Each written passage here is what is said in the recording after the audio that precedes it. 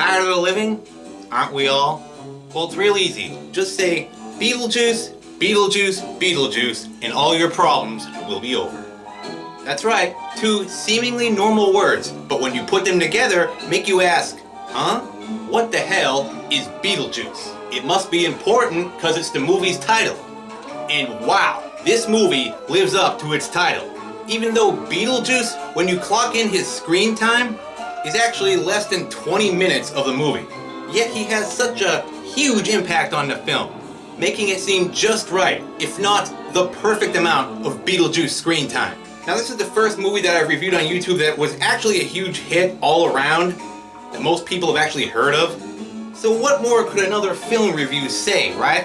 What could this idiot in a cowboy hat wearing a Batman wife beater and talking in a bad fake southern accent sometimes really say about this movie that I give a shit about? I don't know.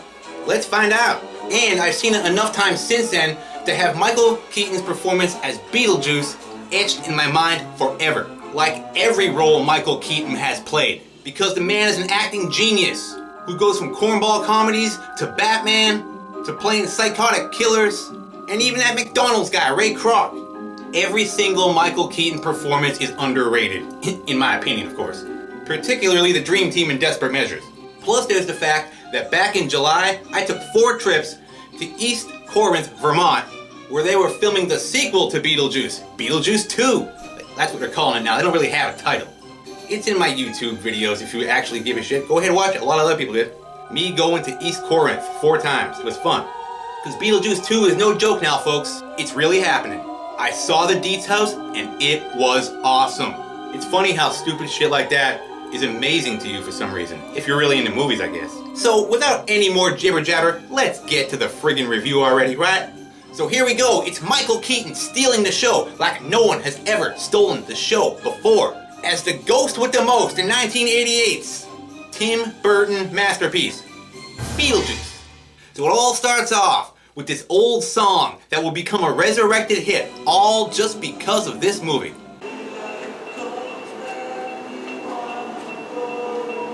With Harry Belafonte's Day-O. That quickly turns into one of my favorite parts of this movie, Danny Elfman's awesome Beetlejuice theme. Seriously, this is great. This really ties the movie together. Is this not perfect or what? Danny Elfman, like Ennio Morricone, is a musical genius. And it goes great with that awesome Beetlejuice logo too. I like how they work the score around that even. Then this cool helicopter shot that reveals the town of Winter River, Connecticut, which is actually East Corinth, Vermont, as I previously stated. Go East Corinth, Vermont, go! You're a cool little town. So the credits roll as we pan over this quiet New England village to this rockin' theme. And boy, did they pick the right town, seriously. East Corinth is literally in the middle of nowhere. You can't even get cell phone reception out there. It's just very small, and basically this one road that you see in the shot. Probably why they chose to film there. It's hard to get to, but once you're there, everything's in one spot. But all around it is a nice place, if you like peaceful little New England towns. Or village, as they like to call it. I really liked it. Even though there's not a ton of shit to do, except look at the town that Beetlejuice was filmed in. They have a general store and some sort of ski slope place. Anyway, this shot turns into what is clearly a model of the town after a while. And the first half of the model seems to have better detail than the second shot half of the model. When we get our first shot of this cool ass Victorian house sitting up on a hill. Very Tim Burton-y, only not real. As we see this creepy spider crawling, only Alec Baldwin in his youth here is playing a humanitarian who couldn't hurt a fly or a spider. That instead of squashing like any sane Beetlejuice type person would, it's just too creepy. Picks it up and sets it free out the window and fall to its death instead, just to establish that we are inside that Victorian house on the hill from the model, because there's the real town. I think because of the spider's weight that it landed safely and unharmed. I guess. I'm not a scientist. Then enter Gina Davis, who's playing Barbara, the wife of Alec Baldwin's character, Adam. And she has a happy vacation gift for him, because that's a thing people do. Happy vacation, honey? Happy vacation gift. I've never received one of those. And what is that gift? Well, It's what we all would want. Some Manchurian tongue oil. Manchurian tongue oil? Where did you get this? What the hell is that? There's enough here to do the whole table and the gyro. Oh, it's for wood. Silly me. It's the tongue oil that would kill him. Seriously, it all leads to their death. And what a loving couple, because he has a gift for her too. Aw, it's not even her vacation. They truly love each other, these two. And nothing says love like a roll of wallpaper that you wanted really badly. And all this time you can hear the phone ringing off the hook. And they don't seem to care, and they never answer it, I don't think. Too busy being in love, I guess. Depends what you're into. And then this lady shows up, and they both seem to not want to see her or deal with her shit for some reason. We'll find out soon. But I guess it's Barbara's turn to deal with this bitch. So they have this delightful little jog down the stairs with quirky music and all.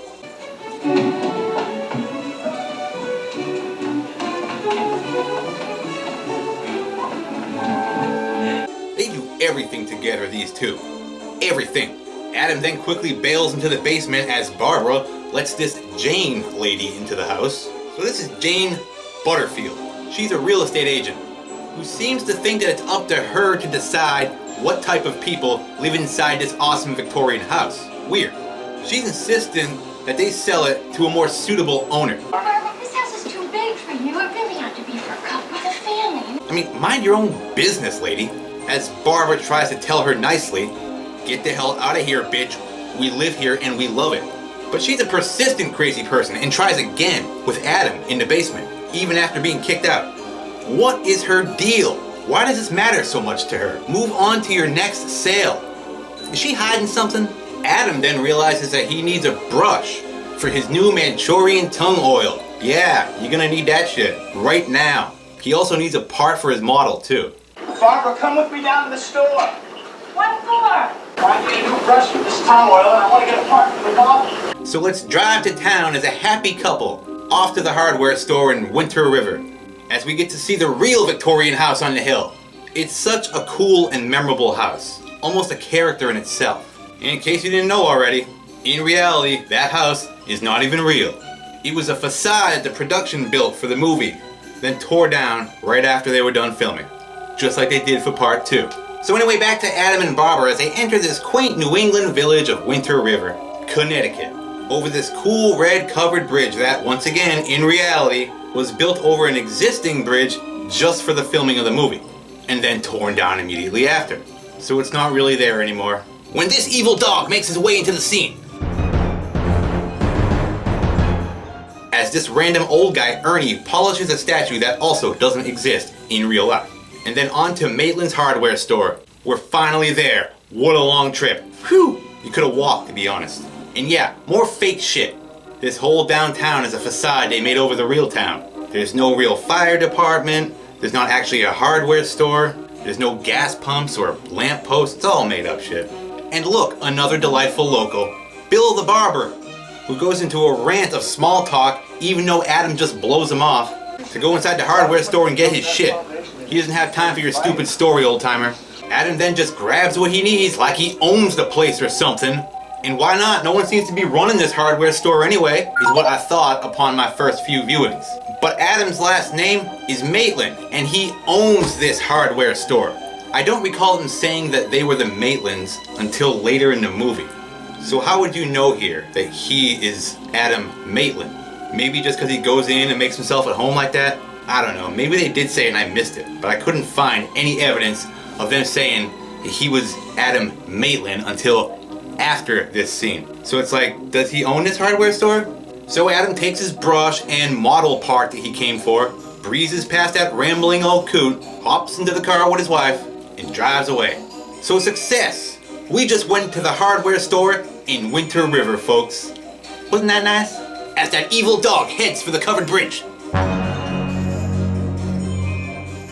And distracted by thoughts of Jamaica, Barbara doesn't see this demon dog as it jumps right out in front of her. Adam screams and grabs the steering wheel to swerve out of the way to miss running over this mutt and crash right through the bridge and just teeter there, ready to fall to the relatively close and tame waters below. And of course, their life is hanging literally in the balance of that evil little dog,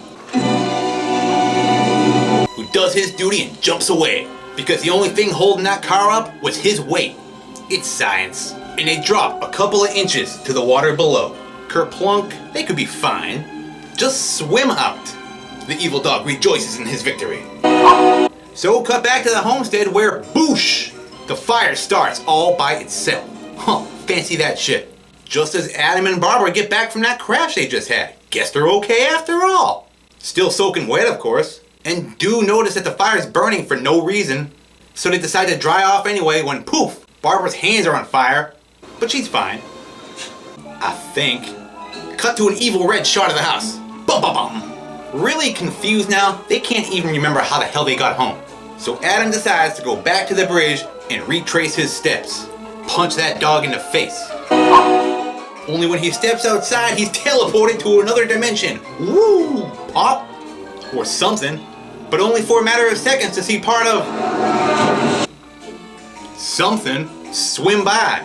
When Barbara pulls him out and back into the house to safety. Shit, that was a close one. I think. She then claims that in the 2 seconds he was gone out there were 2 hours by her time. Which gave her the time to discover that they have no reflections in the mirror. Uh-oh. This usually only means one thing. You're an undead vampire. And to top it all off, she's also found this book that came from nowhere. Only Adam seems to have trouble reading when he's dead. Handbook for the recently deceased. But finally, these two realize that they are dead and didn't survive that rather tame looking spill off the bridge. Idiots. So questions, you're dead. Now what? What's going on? Why am I still here? You supposed to just hang out? Adam then reads through that handbook for the dead that they found, only it reads a little funny. This book reads like stereo instructions. Stereo instructions, huh? So confusing and unhelpful, basically. So then pan down to the underworld, where we get our first glimpse into the life of this bio-exorcist named BEETLEJUICE, with his candles and business cards that make him out to be like some sort of pest control service for living humans, pests like beetles. As he reads the Afterlife newspaper. There's newspapers in the afterlife, folks. And their front page story is all about sandworm incidents. Whatever the hell that is. We shall see. Tim Burton will explain himself, he will. So apparently looking for work as a bio-exorcist, he goes right to the obituaries, where he discovers the recently deceased couple, the Maitlands, which I believe is where we find out their last name for the first time. As far as I know, I could be wrong here. If you see it somewhere, let me know. Like before this part in the movie. So you still have to hold down a job even after you're dead? Sounds shitty. Some of these other obituaries are pretty amusing though, since it's the netherworld and all. Like, life's loss, our gain. Or, train mishap brings us Francis and George Olsen. However, BEETLEJUICE is interested in this couple, even though it's a pretty bad photo of them. Wearing those same outfits they were wearing when they died. So it's the same rules like the movie Ghost had. When you die, that's your forever outfit. For now anyway, Beetlejuice seems to pick out what the hell he wants.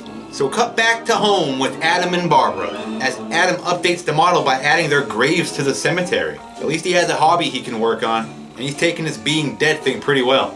Yet Barbara's getting frustrated about the whole thing, not being able to leave the house or see other dead people. Maybe this is heaven. This can't be heaven. They then hear a car door slam in the driveway and go right to the window to see who the hell it is. Oh great, it's that Jane Butterfield nut. Bet she's happy now that she can sell the house to a more suitable family. How convenient that they died. Makes me wonder. Somehow she's involved in their deaths. I just know it. She hired that dog to distract them.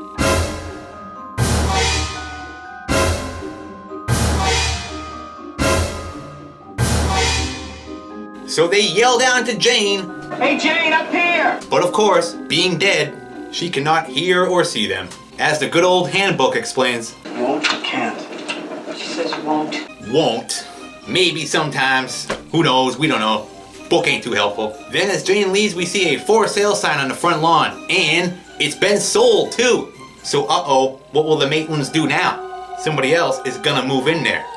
So boom, the next morning they're woken up. Cause ghosts need to sleep too. For some reason. Anyway, they're woken up by this quaking sound of the house. Brrr, coming from outside. So they run down to see who it is. And it's the mom from Home Alone. Only this is before Home Alone. And she's playing one of the new residents of this house. And her name is Delia Dietz. And this is her husband, Charles Dietz. Played by Jeffrey Jones.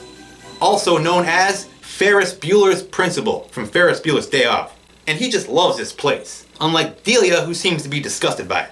And look at that kitchen. You're finally going to be able to cook a decent meal. Then enter the daughter of this odd family, Lydia Dietz, who's brought in along with the rest of the furniture by the seemingly uncaring movers. And here she is, Winona Ryder, in the role that made her a star. To me anyway, as Lydia Dietz, the goth-like chick who likes taking pictures with her camera, wants to be a photographer. I feel like goth kids were a fairly new thing at this time. If anything, this movie might have started that trend.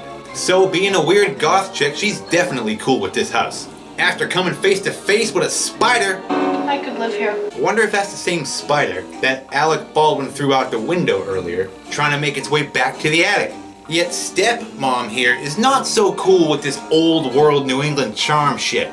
It needs a touch of her modern taste, for she is an artist and a sculptor, and very proud of her questionable work, as we will see. However, this mover is not impressed with whatever the hell that thing is. It's art. I'm still on the mover's side here, cause she's such a bitch. He just might be my favorite character next to Beetlejuice. Put it on the table. Now, Chuck here just loves the place just the way it is, and feels right at home in the Maitland's old home. It still has all their shit everywhere, but it's good to see him getting a rest. He probably needs a break after all that Ferris Bueller's Day Off shit. Then enter Otho, through the friggin' window just to be a weirdo, even though he's way too fat for this sort of entrance. And nice red shoes there, buddy. So this Otho idiot wants to redesign the whole house so it fits him and Delia's modern art taste, which Chuck's not too thrilled about. So Delia puts him in his place by licking his nose. Huh, that was strange. Ugh. How much did they pay her to lick Jeffrey Jones's nose? So of course Adam and Barbara are not too happy with all this shit, which they seem powerless to stop, being dead and all, which does make Adam realize that they are ghosts and should try scaring these jackasses away. At least before they turn this house into something completely different. So cut to Otho, who goes right to work reimagining what this awesome house should look like to fit modern times. I mean, there's absolutely no organic flow-through. Organic flow-through?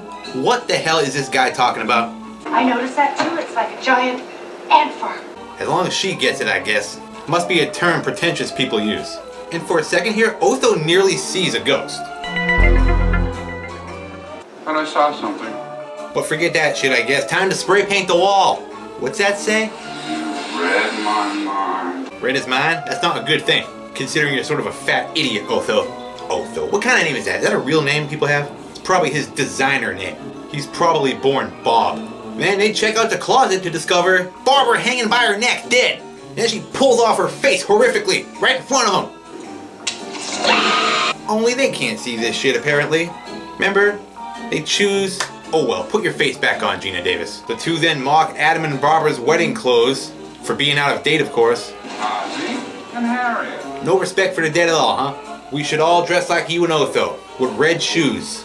Then onto the bathroom, which she also hates. Oh, look, an indoor outhouse. Jeepers, lady, outhouse? Where exactly does your precious modern ass need to take a shit? It's a quaint little bathroom.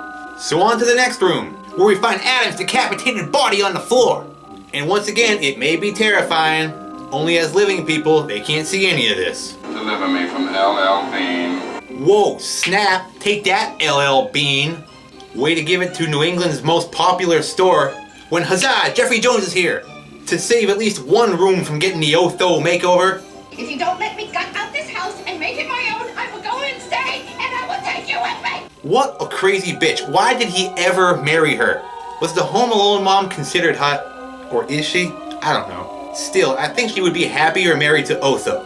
So then they decide to head on up to the attic, only Adam's not having this. God knows what the hell they would do to his awesome-ass model of the town. Probably just toss it out the friggin' window or something. So he runs the hell up there and slams and locks the door. Only he's just prolonging the inevitable. You're dead and this is their house now. So cut to Chuck relaxing into his new life with the latest issue of Practical Homeowner. Is that a real thing? So Barbara's now pissed and frustrated again that they're seemingly helpless to do anything about these city folk moving into their quaint little home.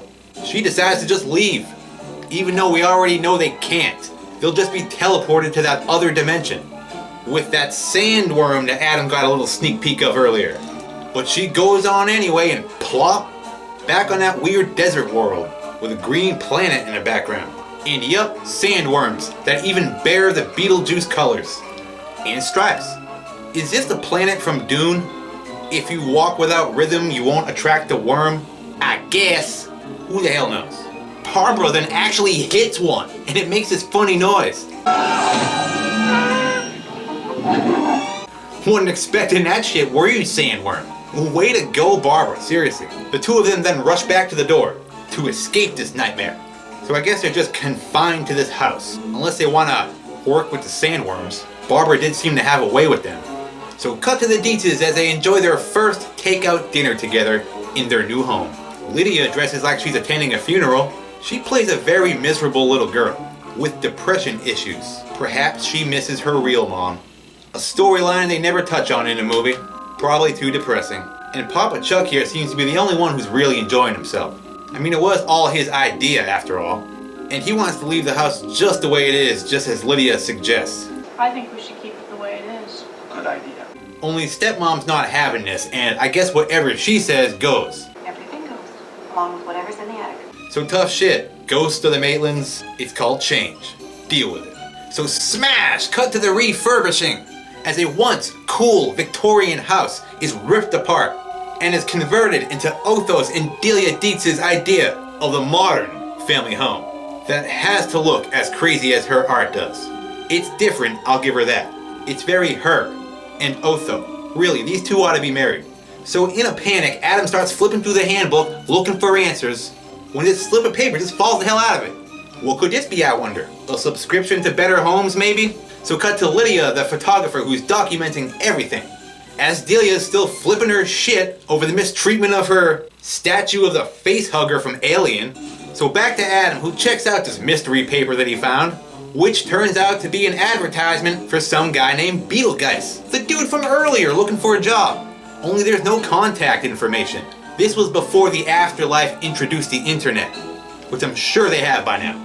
Expect that in Beetlejuice too. The internet in the afterlife. They'll probably have their own phones too. Dead people with phones. They will, I swear. It makes sense, believe me. So then Chuck starts his morning off with a cup of tea as he tries to ignore all this construction shit going on around him when smash! That stupid face hugger statue again. Nearly takes his friggin' head off. Where is she even gonna put that shit? In the middle of the living room? Sometimes she reminds me of my crazy aunt. Then, haha, trapped by your own goofy art.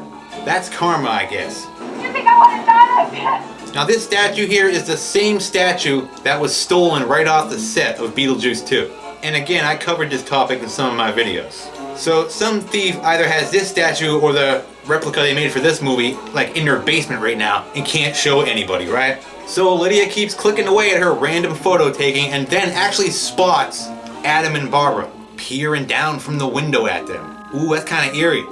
And she can actually see them. I wonder why though. Is it because she's a goth kid obsessed with death? Probably something like that. She's then distracted when that crazy bitch Jane shows up again, only to see that when she looks back up at the window, they're suddenly gone. Barbara noticed this little connection that they had with Lydia too, and also found it a little odd. But oh well for now, because we gotta cut back to Jane, who fills Lydia in on how the previous owners died. She seems to be taking it well, and then gives Lydia a skeleton key that's a universal key to every door in that house. Wow, the master skeleton key. So Jane's clearly over the Maitland's death, since it got him out of that house, sorta. But now she doesn't seem to approve of the Dietzes either, or the changes that they're making to the house. That she's just obsessed with putting the right people in. What is her deal, this lady? So Lydia takes this master key right to the attic to investigate what she saw. Damn, she's a brave kid. Could be weirdos up there squatting and on crack. But convinced she's about to discover some ghost up there, I guess, heads right on up, which forces the Maitlands to barricade the door with themselves. Like literally with themselves. That's when this convenient little attic TV out of nowhere clicks on, by itself, and plays a commercial now for that bio-exorcist guy, Beetlejuice. And what a character too. I have a feeling he's gonna steal the show. But hey, that's what you get when you cast Michael Keaton in anything. So it's your own fault, but way to go.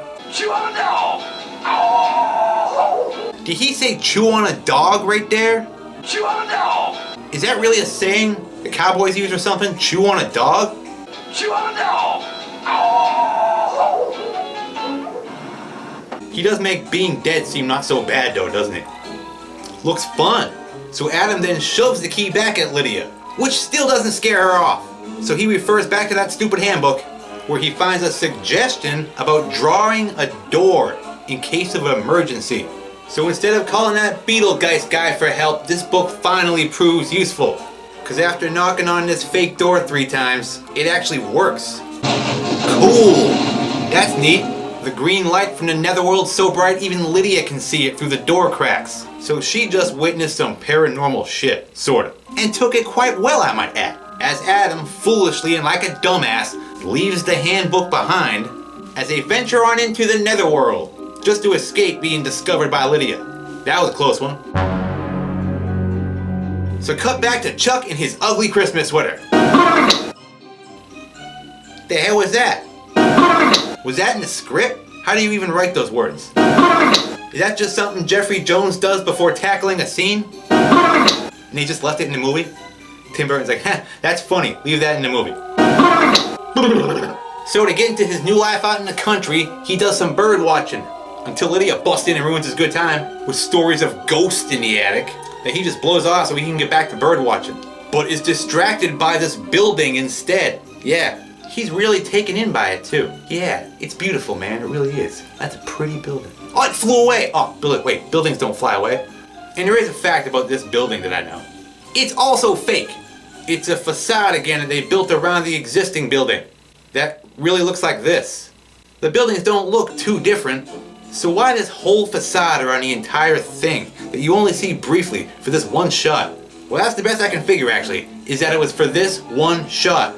The building needed to be impressive enough to get the attention of real estate businessman from New York here, Charles Dietz. So his whole plan about taking over this whole town and getting all his businessman buddies on board with it would make sense. And I guess the real building wasn't architecturally impressive enough. I mean, no normal person would have noticed this. And when I was there for the filming of part 2, they didn't rebuild that facade. They just left the old building, so they must film around it this time. So whoosh, back to the Maitlands, who have finally reached the other side, or the netherworld, as they call it, I believe. It turns out to be not that different from the living world, actually. With theme park doors, waiting rooms, paintings of New York City, lamps, no exit signs. Great. Even the afterlife has a line. And what's the deal with this guy with the shark on his leg? He gets to take the shark to the other side with him? Is the shark an undead shark ghost too? Is there no shark heaven? Huh? Then there's this green lady who takes up 2 seats because she was halved to death like Dewey Cox's brother. And who could forget about shrunken head hunter guy with the sniper rifle, right? This guy. It's one of the first things I think of when I think of Beetlejuice too. And of course this poor fatty.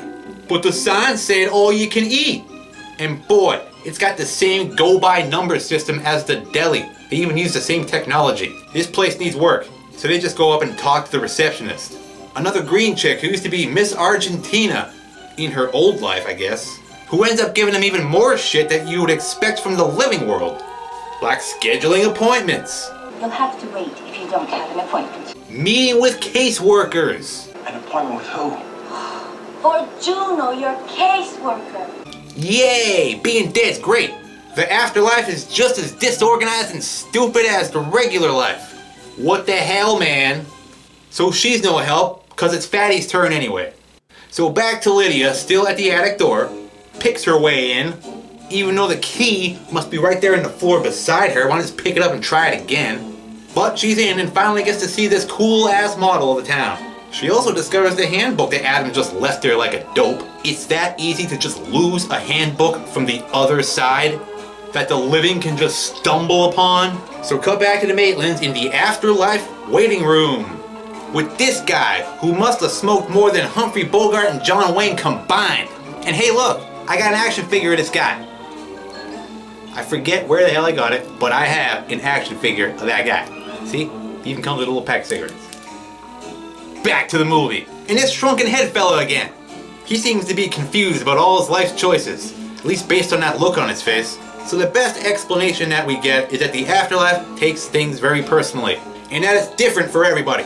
Even for Miss Argentina here, who apparently slit her own wrist. Did she not win Miss Universe or something and just couldn't bear it? So then Mr. Roadkill here shows up looking for the Maitlands, which is when they realize that they forgot the stupid handbook. Idiots! As everyone in the waiting room seems to agree. How did you not know to bring that with you, you dumbasses? Haven't you been dead before? That's when we get to see some more inner workings of the afterlife, which is also run by the cubicle system, complete with office skeletons and this chick, who should have been played by Helena Bonham Carter as like a cameo or something, because she kind of looks like her. This guy then even makes a joke, which also exists in the afterlife. Thanks, I've been dreaming of this flat. I guess. As he slides away into a crack in the wall. What an afterlife that guy must lead. And boy, the afterlife really is a friggin' mess. Is Oscar Madison running things down here? Then they find themselves walking down this crooked Tim Burton-y hallway, where they get a sneak peek into the Lost Souls room. There's a room for that, as this Abe Vigoda guy explains. Sort of the same way he explained the story of Large Marge in Pee-wee's Big Adventure. It was 10 years ago, on a night just like tonight. Worst accident I ever seen. So he's Tim Burton's explainer of things guy. I guess. Death for the dead. Death for the dead, huh? Yup, a very disorganized afterlife, alright. How do you even let that kind of shit happen, huh? The Maitlands then enter this strange-ass room, which turns out to be their very own home. We're home. They're back, and everything has changed. A lot. Apparently, they've been gone for 3 months in living human time, which works differently in the afterlife. As this old lady, who appears out of nowhere smoking a cigarette, explains. Why not smoke him if you got him? You're dead. Now this chimney woman is Juno, the Maitland's assigned caseworker. Cause yeah, like I say, that's something else you gotta deal with after you're dead. A system not too different from the current court system in the living world. So it doesn't work either too, I bet.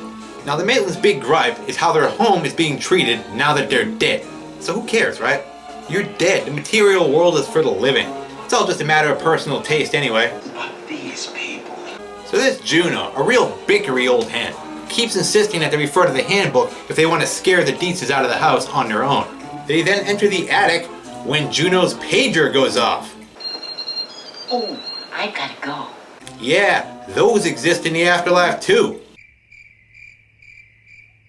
I guess. The afterlife uses the same technology relevant to the current time of the living people. Damn it, the rules! But now that I think about it, that could actually just be her phone alarm going off, but still. So Barbara then goes ahead and asks about getting help from that Beetlejuice guy. What about that guy in the flyer? You know, Beetle... You know, from the commercial. Chew on a dog. Chew on a dog! But Juno is so against this idea that she warns him about even saying the guy's name out loud. Don't do it or bad things will happen.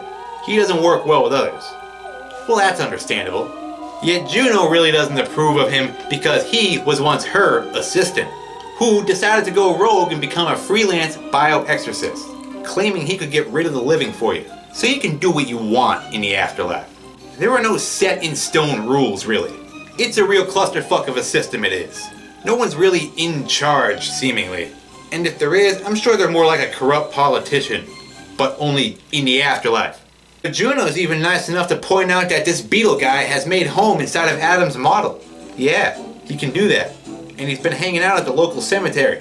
She's even nice enough to fill them in on how to call this guy into action. And that's by simply saying his name 3 times. That's it. Wacky rules of the afterlife don't need to make sense. Yet even after filling in the Maitlands on what Beetlejuice can do, and how to contact him, she highly urges him not to do this. Which obviously they will definitely do now. So thanks anyway, lady. Adam then asks her how they can contact her if they should need anything. Only she doesn't even give him an answer and just disappears sucking on that cigarette. So thanks for nothing, Juno. Now they're so gonna call that Beetle guy. Yo, I got demons running all through me. But not before trying again at haunting their own house. Then cut to this fly's point of view as it whisks over the model of the town. lands in the cemetery where Beetlejuice uses a Zagnut bar to lower this poor fly to its death. Cause Beetlejuice eats flies, I guess. Yummy, yummy. He even quotes the movie The Fly, which was remade in the 80s and starred Jeff Goldblum and Gina Davis, who's also in this movie. Weird. Then cut to Chuck, who's on the phone with the Vegas lounge singer himself, Robert Goulet, everybody.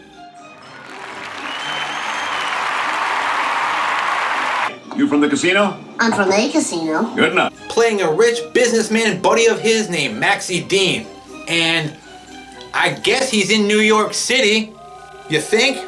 He's trying to get Maxie Dean to come to Winter River, Connecticut to see for himself this big real estate money-making idea that he has about buying up the whole town and investing into buildings. It's not a building. That's the beauty of it. These people don't know the value of their property. I can buy the whole town. It doesn't matter yet anyway, because Maxie Dean thinks he's a putz. Charles then gets up to investigate the strange moans he can hear coming from the hallway. So he opens the door and boom! It's the Maitlands wearing bed sheets, trying to be ghosts, trying desperately to scare off the Dietzes, and doing a very bad job at it.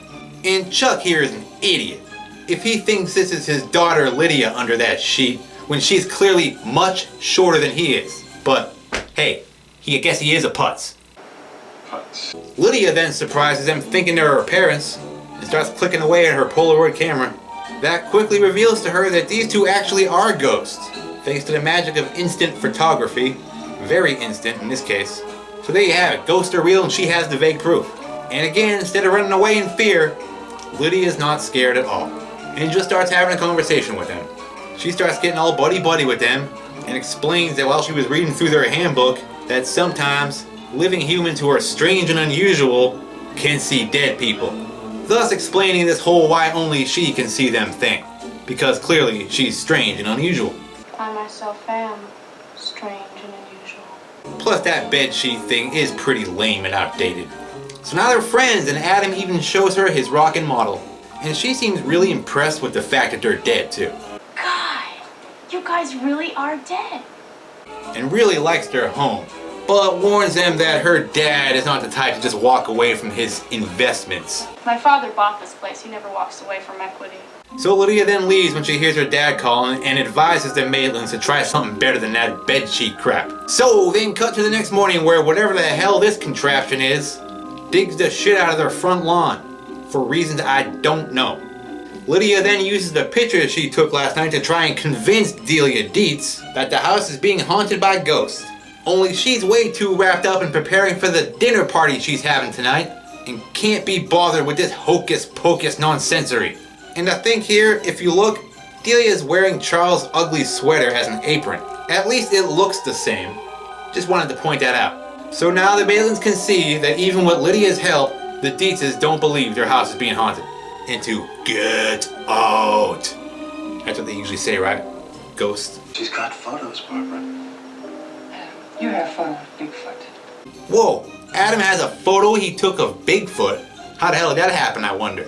My photo of Bigfoot is a different story. We've got to contact this guy Beetlemeyer or something. Beetlemeyer? That's not even close. Unless that was on purpose to avoid saying his actual name.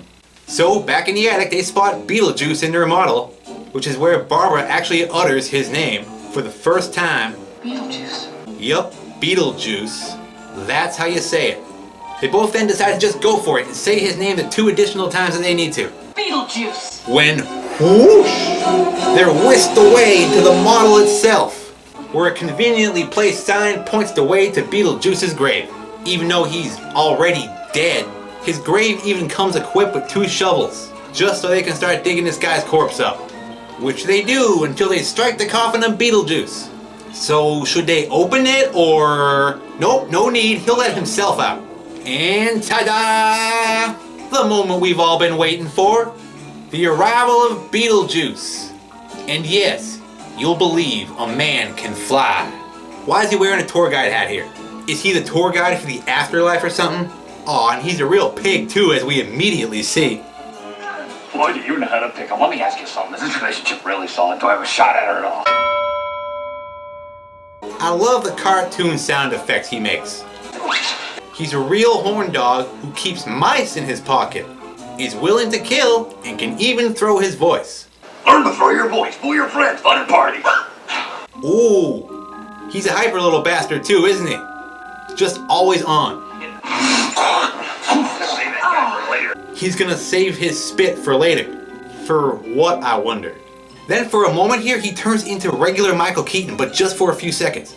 Well, I attended Juilliard. I'm a graduate of Harvard Business School. I travel quite extensively. I lived through the Black Plague. See, not weird? I've seen The Exorcist about 167 times, and it keeps getting funnier every single time I see it. Enjoyed the Black Plague and really likes The Exorcist. Well, hey? He does it for a job. A job in the afterlife. So he has the qualifications, I guess. Only can he be scary? I guess so. As the audience, we will never know what the hell he looked like right there. Large Marge, maybe? You like it? He just can't stop being pervy either. When blam, now he's dressed like Adam. Huh, we even shop at the same store. So you can change your clothes in this version of the afterlife. At least Beetlejuice has figured out how to. Look, we've been to Saturn. Hey, I've been to Saturn. Sandworms. Saturn? Like the planet? What exactly did Beetlejuice look at right there to make him realize they'd been on that planet with the sandworms? So that's where the sandworms are. Some weird version of Saturn. A very colorful Saturn. With sandworms, I guess. You hate them, right? I hate them myself. Then this happens. Yeah, as if that's a normal everyday thing. Don't you hate it when that happens? Oh, Beetlejuice. So tired of this shit, Barbara says home 3 times. And whisk, they're back to normal size and out of the model. It's a shame too, Beetlejuice is about to take them inside, whatever that means. Take off for a while, we'll talk inside. I like to see what inside looks like. Fix something to eat. Hope you like Italian. He was gonna have Italian, it might have been nice, I would have given him a chance. But that's me. So now out of the model and ditching poor Beetlejuice, we get to see my favorite Beetlejuice scene. Nice fucking model! Yeah, that's pure Keaton. Nice fucking model! And again, the cartoony sound effect, I love it. So now after meeting Beetlejuice, they decide not to do business with that perv. However, they did let the juice out of the bag and have yet to put him back by saying his name 3 times again. So he's still on the loose. So cut to the Deets dinner party as the guests have arrived. Otho and his lady friend here are too. And they even managed to get Dick Cavett playing Delia's art dealer, Bernard. And he brought this lady along. She's some sort of writer for a magazine called Art in America. I don't know if she's married to Dick Cavett's character, they don't really say it. Anyway, none of them seem to like each other. So Otho goes off into paranormal as his lady friend tries to start a fight with him. Paranormal, is that what they're calling your kind these days? Because like I said, none of these people seem to enjoy one another's company. Lydia then mentions her encounter with the ghost in the house, which Delia tries to blow off to avoid embarrassment, and just eat this couple shrimp dinner that she prepared for everyone. So stop talking about ghosts because the mom from Home Alone don't believe in any of that shit. No. I'm sick of that subject. I would rather talk about... Until this happens.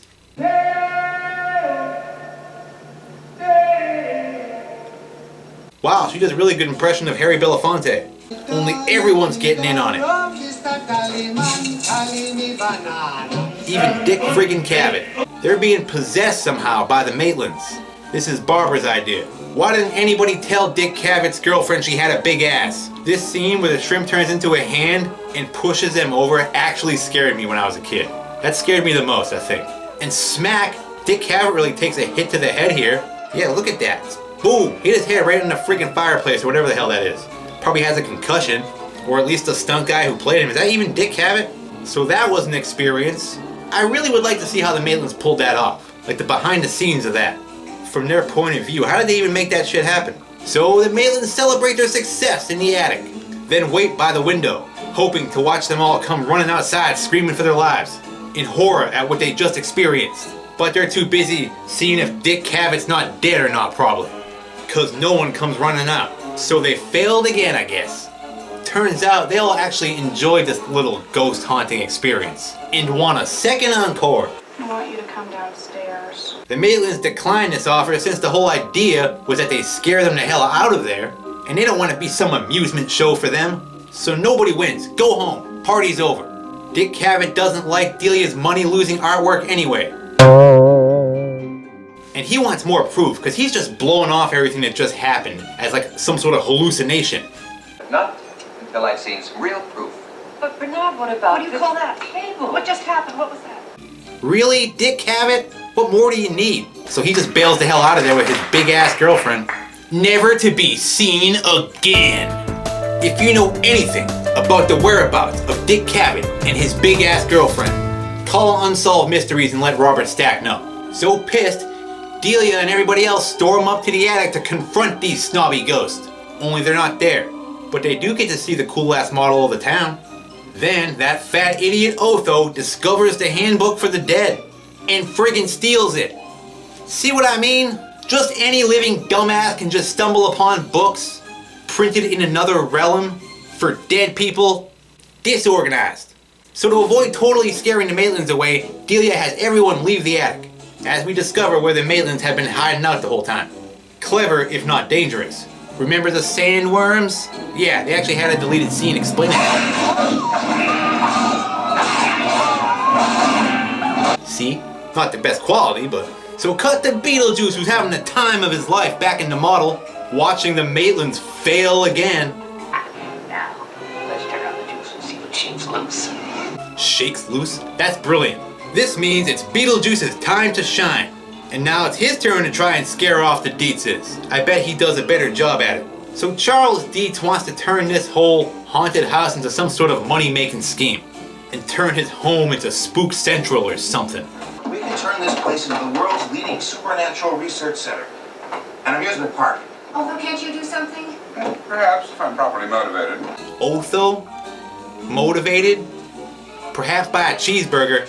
So as they leave the attic and enter the hallway, Delia sees that the stairway railing has gone from wood to snake skin. Ew! So it's a snake now. A Beetlejuice snake.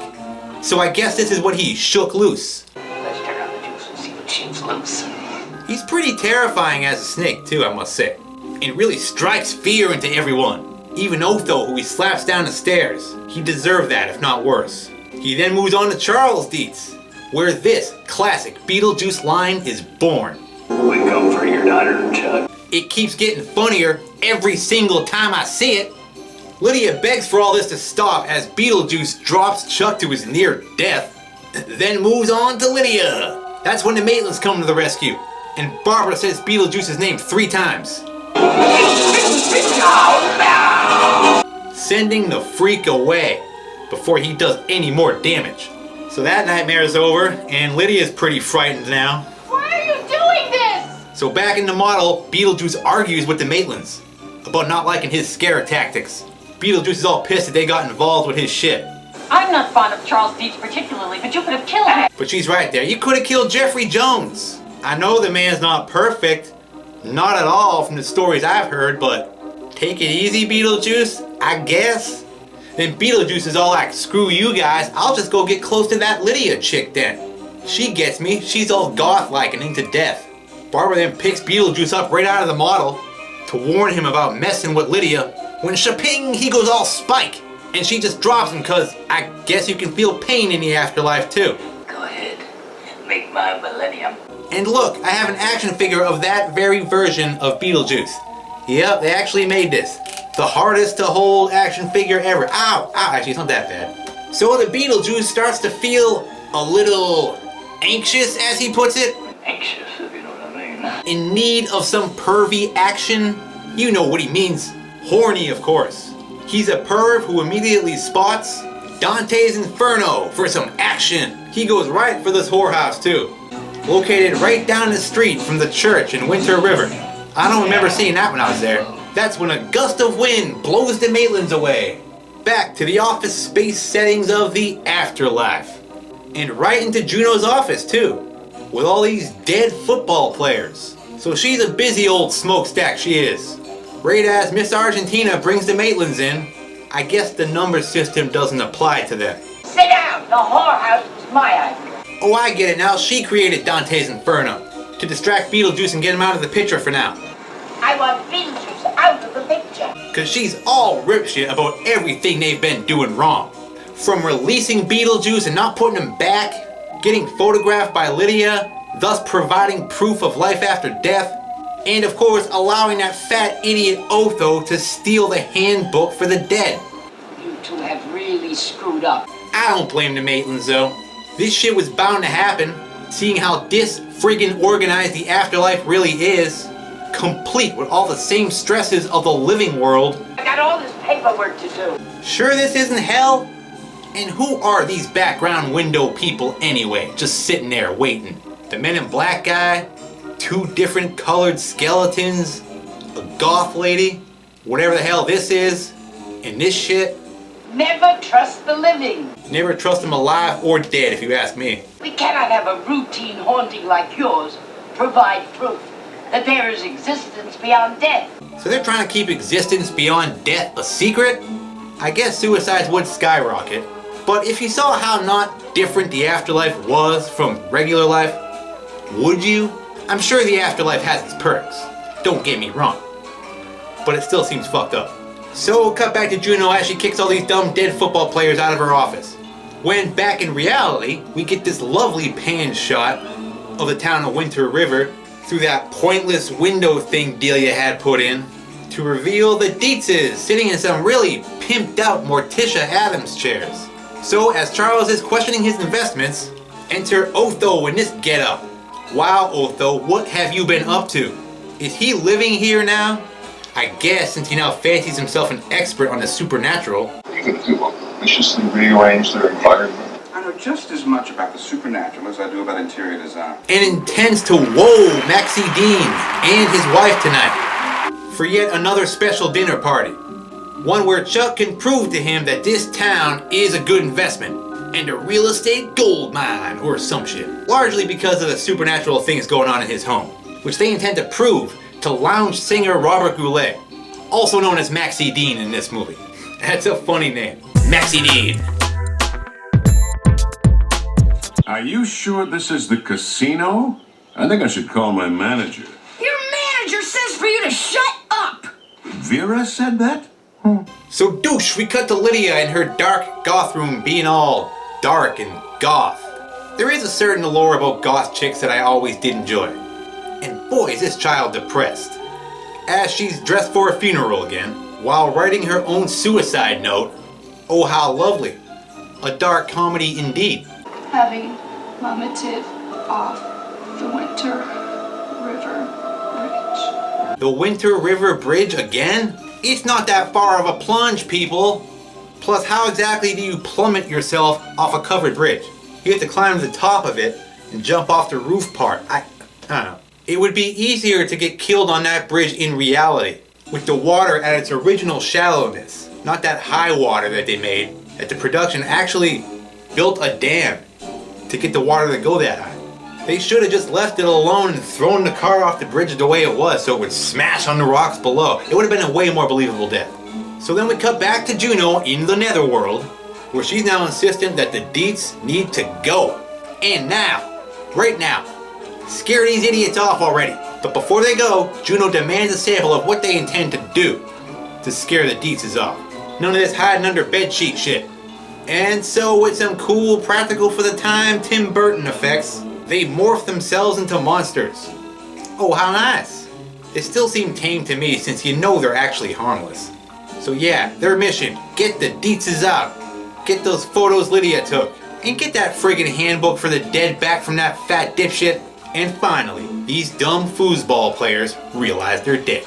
I don't think we survived that crash. How did you guess? Bravo, guys. Way to take one for the team. Heyo! So back in the attic, Lydia in her suicide note look for the Maitlands, but she finds Beetlejuice instead, getting some artificial rays at Dante's Inferno, because he's exhausted now from all the sex he's been having. That's right. That's what he's been doing.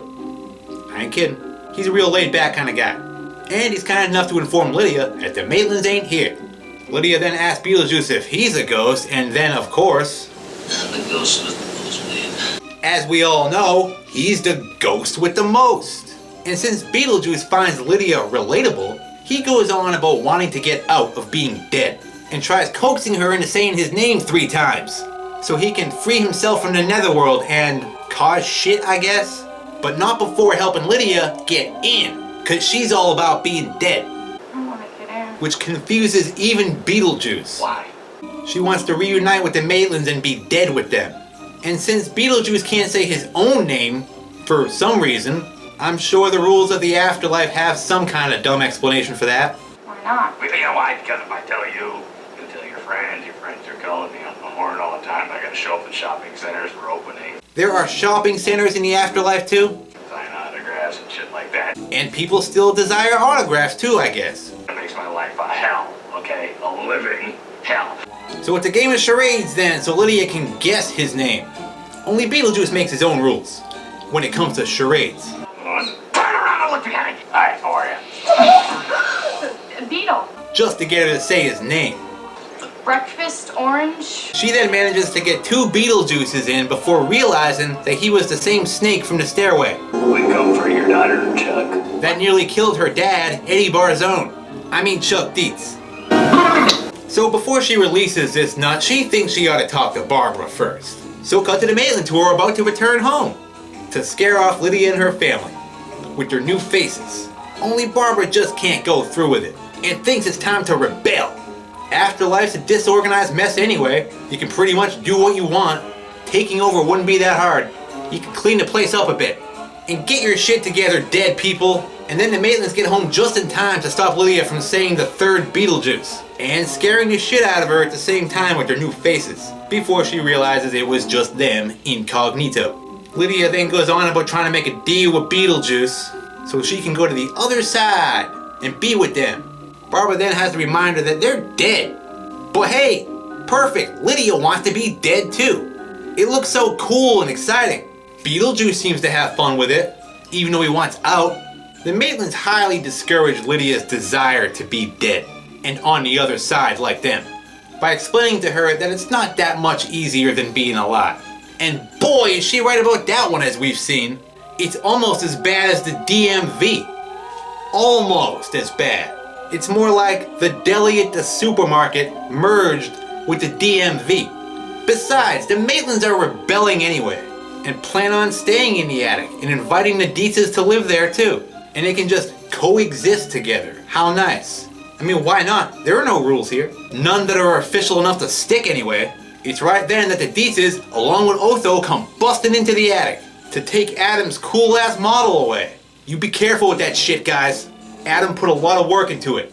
Hate to see what they did with his Manchurian tongue oil. Manchurian tongue oil? Where did you get this? So then we get a sneak peek at whatever the hell Charles Dietz here has planned for the small town of Winter River and what he plans on converting it into to make bank and impress his New York businessman pal, Maxie Dean, who, as we know, thinks he's a putz. I'm afraid Robert Goulet hasn't arrived yet, sir. Very well. Begin the thawing of Jim Nabors. Lydia then comes downstairs with the Maitland's terms. There will be no parlor tricks to impress your Vegas lounge singer buddy. Charles, we're here to see some ghosts. And they plan to stay in that attic. So tough shit. Find another way to get entertained. Robert Goulet, pick up a microphone and start singing. Jingle bells, Batman smells, Robin laid an egg. Batmobile lost its wheel and the Joker got away. Hey, thank you very much. Oh, I'm sorry, kid. So enter Otho, who still possesses that stolen handbook for the dead. So this dumbass is gonna fuck with the inner fabrics of the afterlife. And since he's an overconfident dumbass, means this probably won't work out too well. What am I worried about? Otho, you can't even change a tire. But hey, how else are you gonna impress Robert friggin' Goulet? And prove to him that ghosts exist, and that this house is haunted. So to get things kicked off, Othos has Delia retrieve the Maitland's wedding clothes. Since this little seance he wants to perform requires personal items from the recently deceased. And for some reason she actually kept these dresses, even though she seemed disgusted by them earlier in the movie. But whatever, who cares? Let the seance begin! Which causes Barbara to vanish in the attic right before Adam's eyes. And is slowly resurrected into her wedding dress before everyone else's eyes.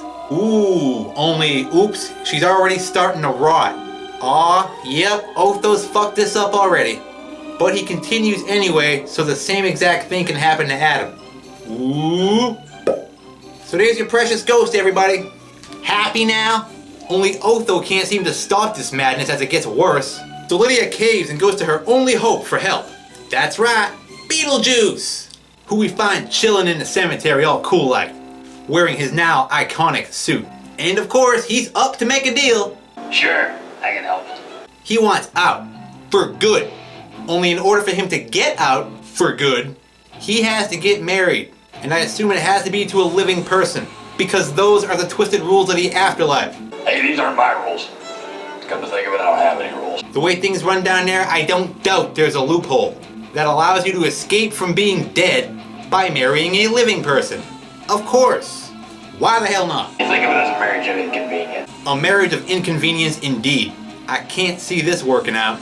But again, why the hell not? So it's a deal then. And in this moment of sheer desperation, Lydia says Beetlejuice's name 3 times. Beetlejuice. Beetlejuice. And we get the best Beetlejuice move ever. Dust, dust, jacket snap. And then we get what we've all been waiting for, the chance for Michael Keaton to steal the entire fucking show. Beetlejuice. It's showtime. Like no one has ever stolen the show before. This is epic show stealing, folks. Michael Keaton proved and solidified himself as an acting genius. Right here. They should have just handed him the Academy Award right there, instead of letting this doofus steal it from him decades later. Up yours, Hollywood. It's a whole new level of improvising. And where can I get a hat like that? Kmart maybe? Attention, Kmart shopper. Are there even any Kmarts left? That was a relevant reference in the 80s. Remember Rain Man? Kmart sucks? You feel a little more relaxed in your favorite Kmart clothes? Tell him, Ray. Kmart sucks. I feel real good about myself, you know what I mean? He just won't stop. The man is on fire. Welcome to Wet River Museum of Natural Green. Everything he does here is gold. Without this finale, the movie would not be the same. So I hope everyone involved gave Michael Keaton a great big kiss when they were done. I could go on. Greatest acting achievement ever. Etc., etc. Michael Keaton is great. Not so fast, round boy. We're gonna have some laughs. Round boy. See, it's perfect. I love it. All topped off with that excellent Danny Elfman score. And hey, I'm sure everyone noticed the bat ears. He would play Batman a year later. Weird. Maxie Dean and his wife are having a real swell time too, until they're so blown away by Michael Keaton's amazing performance as Beetlejuice, it sends them literally through the roof. Heyo! So they're dead, right? Or seriously injured? I guess. We actually never find out. That's the last you see of them. So bye Robert Goulet, +1. Oh well. And Beetlejuice promotes smoking. Of course he does, he's dead. Beetlejuice then gives him Maitland's a rest so he can go meet the Dietzes. And get married. Shall we? He even brings Delia's artwork to life to help force the Dietzes to be witnesses. So enter the little priest who's gonna marry these two. I mean, it's kind of a big decision, isn't it? I mean, I wish that if I ever did it, I was gonna do it once and that was it. When poof, Beetlejuice sends Adam back to the model, as everyone keeps trying to send Beetlejuice away. Beetlejuice! He keeps prevailing with dead guy magic. Beetlejuice! Barbara then manages to get 2 Beetlejuices out before he sends her off to that other dimension with the sandworms to fend for herself. Oh great, but I think she's gonna be alright. She did pretty well with the sandworms before.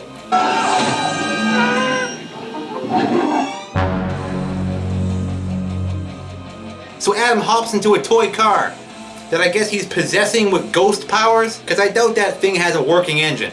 Then, right before he's about to say man and wife,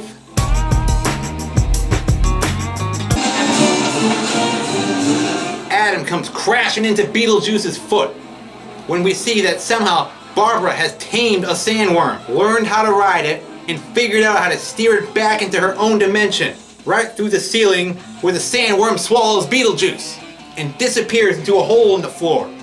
And I guess kills Beetlejuice, even though I thought he was already dead. Was the wedding done enough that he was alive? For a few seconds? I don't know. He does have to go back to that waiting room at the end. Well, that was all sudden and intense, wasn't it? But at least all the craziness is over. I already miss Beetlejuice.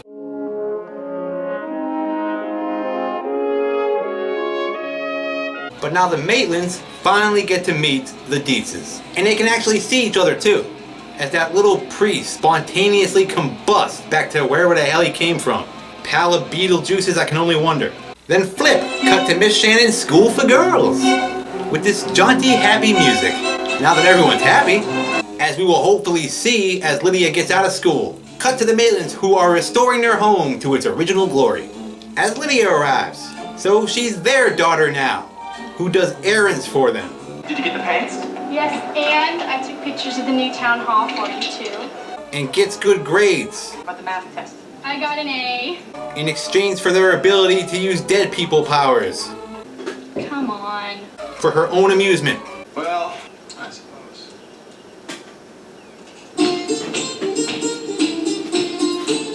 We then cut to the Dietzes to see they're also living there. So I guess they share Lydia. He likes it. And how convenient. The afterlife is supposed to be a secret, but there's a book from the afterlife for the living that shows them how to coexist with dead people. Yup, disorganized and now nonsensical. Just like the systems of the real world.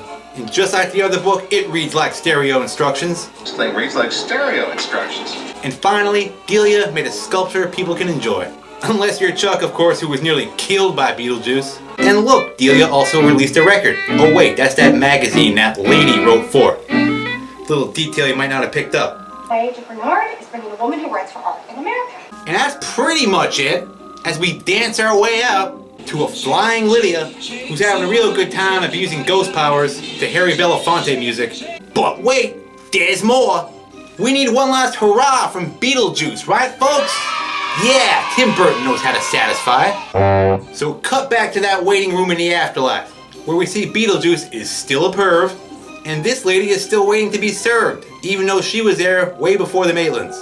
Then, after seeing that his deli number is insanely high, switches it with this tribesman looking dude.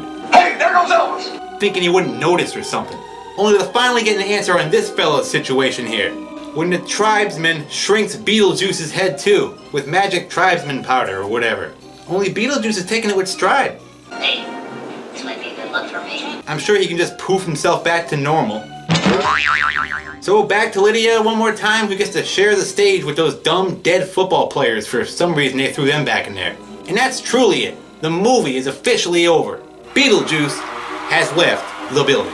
That is why I won't do 2 shows a night anymore, babe. I won't do it. Which throws me right into my final thoughts on this classic 80s Tim Burton masterpiece. Not much I can say that hasn't already been said. This movie is unique. Its look, its style, its acting, using the subject matter of death in a fun way, there's nothing quite like it. Michael Keaton is spot on as Beetlejuice. And can you believe Tim Burton originally wanted Sammy Davis Jr. to play Beetlejuice? Yeah, imagine what that would have been like. Very different, maybe even awful. I decided to do this review because I spent all that time in July going to this town in Vermont. And once you find East Corinth, you'll see what a small town it is. It's basically this one road. Everything in the movie can be seen from here. Even here, you can see the back of the School for Girls, the covered bridge, the hardware store, the Dietz house, the cemetery. Yeah, that cemetery is also fake. It's actually a parking lot, and part of it's a grassy hill. It's where all the gawkers like me were standing when they were filming the movie. And in this opening shot, you can see a car pulling into the driveway of the Maitland's house. Only who the hell is it? So yeah, Beetlejuice 2 is a real thing. Will it be any good? I hope so. It will never be the same as the original, of course, but it could be at least decent. There's no way of knowing for sure what the plot will be like, but I do have my own theories. Like, I think Beetlejuice, whose goal was to get married so he could become a living person again, marries Monica Bellucci, and is now a living person, who had a kid who's being played by Jenna Ortega. She gets killed, and Beetlejuice has to contact the afterlife to get his daughter back by having her marry a living dude. I also think Lydia will be dead and helping Beetlejuice from the other side. Maybe she's the caseworker now like Juno was. And all this time, a law enforcement agent from the afterlife is hunting for Beetlejuice for all this misuse of the afterlife. Just my theory. Now there's one question you hear a lot about Beetlejuice, and that question is, who the hell was Beetlejuice when he was a living person?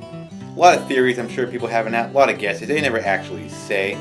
But my theory and my guess on that is, Beetlejuice, when he was alive, was the same character that Michael Keaton played in Much Ado About Nothing. Which, by the way, was the only memorable part of this entire movie. A lot of talking in this movie. Good night. But yeah, that's my theory. This is Beetlejuice when he was alive. Then I wanted to mention the whole deal with that Jane Butterfield lady. What is her deal? She's just a realtor who doesn't approve of the Maitlands living in this house. Thinks it should go to a big family. So the Maitlands are killed and the house goes to a family. Then there's this deleted scene where there's an extended ending that shows Jane trying to get the Dietzes to try to sell the house now. Because she no longer approves of them living there either. Hello, Mrs. Dietz. It's Jane Butterfield. Listen to me, Jane. We don't want anyone looking at the house. It's not for sale, okay? Oh, okay. But when will you sell it? Well, I guess never, dear. Why? Why does this matter so much to her? She's just a realtor. You sold the house, now move on to the next one. You crazy bitch? Or is there a deeper motive here that we don't know about?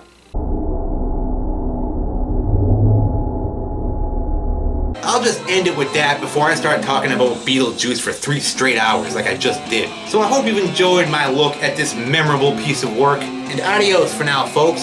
I'll see you at the movies.